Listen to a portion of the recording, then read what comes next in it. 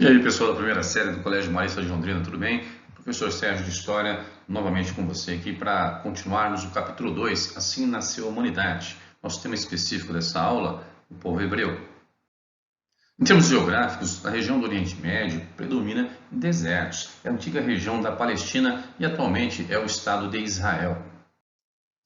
Dá para perceber aqui no mapa onde Israel está localizado, essa região do Oriente Médio. Essa área aqui, a Península do Sinai, atualmente pertence ao Egito, embora fica numa parte já da Ásia. Para o outro lado aqui nós vamos em direção à Mesopotâmia. Historicamente falando, qual é a principal fonte que a gente tem de estudo dos hebreus? É o Antigo Testamento, né? Dali vem a história de Noé e os seus 3 filhos, Cã, Jafé e Sem, e desses filhos você tem a descendência de vários povos que povoaram ali a região do Oriente Médio. O que nos interessa mais aqui são os povos semitas, em especial o nosso assunto de agora, os hebreus. Inicialmente, a história política dos hebreus tem começo com um patriarcado, uma organização política simples, eram clãs, como se fossem tribos, né? A origem do patriarcado remete a Abraão, o patriarca Abraão, que teve 8 filhos, entre eles Ismael, né? E o outro filho, Isaac. Isaac, por sua vez, filho com Sara, ele vai se casar com Rebeca e será trazido para a região da Mesopotâmia. E da descendência deles nasce Esaú e Jacó, também conhecido como Israel. E Jacó, por sua vez, teve 12 filhos aí com suas esposas, que era a tradição dos povos do deserto lá do Oriente Médio. E desses 12 filhos a gente tem a tradição das 12 tribos hebraicas. É durante o patriarcado que os hebreus se deslocam da Palestina para o Egito, acompanhando ou sendo levados pelos Hicsos, e permanecem no Egito por 400 anos como escravos, 400 anos de escravidão, até que Moisés lidera a fuga dos hebreus do Egito, ali atravessando o Mar Vermelho. Moisés, o príncipe do Egito, uma historinha que todo mundo conhece. Essa parte da Bíblia nós conhecemos como Êxodo. E ao fugir do Egito em direção à Palestina, os hebreus permanecem no deserto por 40 anos, no deserto do Sinai. E no alto do Monte Sinai, Moisés recebe das mãos de Deus as tábuas da lei, contendo os 10 mandamentos. Eu não estou fazendo propaganda de novela da Record, estou contando uma parte da tradição histórica bíblica do povo hebreu. E com as tábuas da lei, contendo os 10 mandamentos, um deles especialmente transforma a história política e religiosa da humanidade. É a parte que fala, não terás outros deuses diante de mim. É o momento em que os hebreus fazem uma aliança com Deus e admitem a existência de um único Deus. É o que chamamos de monoteísmo. Os hebreus são o primeiro povo a se tornar permanentemente monoteísta na história da humanidade. Javé.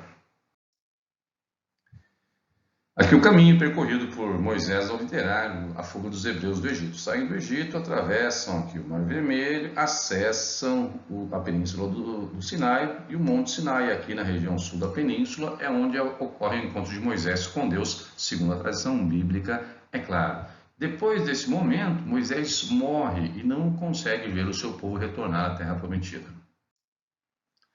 Depois da morte de Moisés, é uma nova fase da história política dos hebreus, é o que chamamos de juizado. Os juízes eram líderes militares, mas também religiosos, responsáveis por manter a fé monoteísta dos hebreus e também, militarmente falando, responsáveis pela reconquista da Palestina.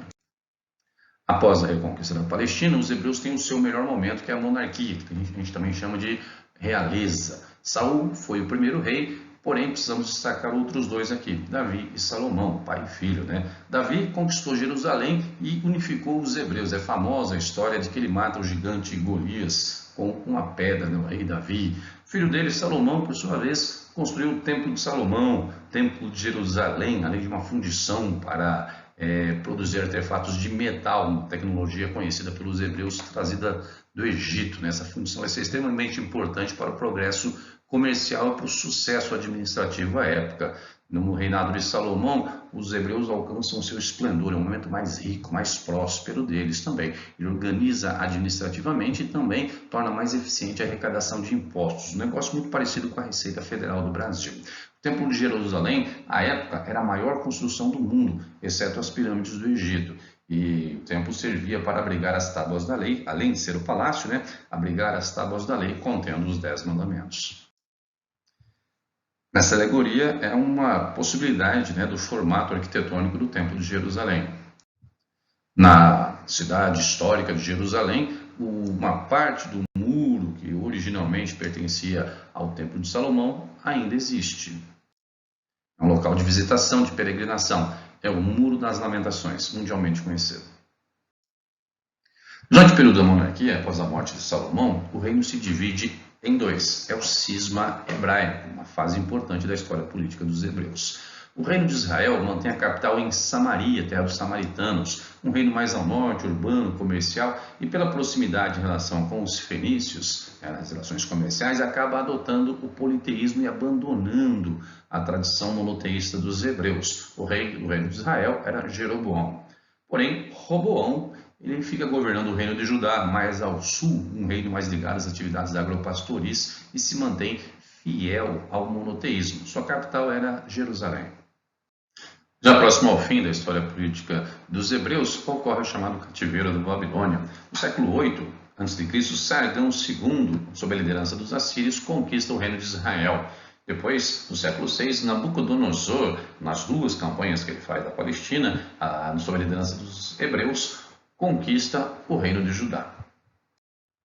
Finalmente chegamos ao período das diásporas. No século IV a.C., nós temos a invasão dos gregos e no século I a.C., e se estende depois pelo século I depois de Cristo, a invasão dos romanos, quando a Palestina se torna uma província romana. É nessa época que Jesus, por exemplo, é julgado por um tribunal romano. Historicamente, Jerusalém é a cidade mais importante dos hebreus na região da Palestina. Porém, atualmente, o principal centro é Tel Aviv, um centro universitário, um centro de finanças, um centro de tecnologia. É uma das mais importantes cidades do Oriente Médio.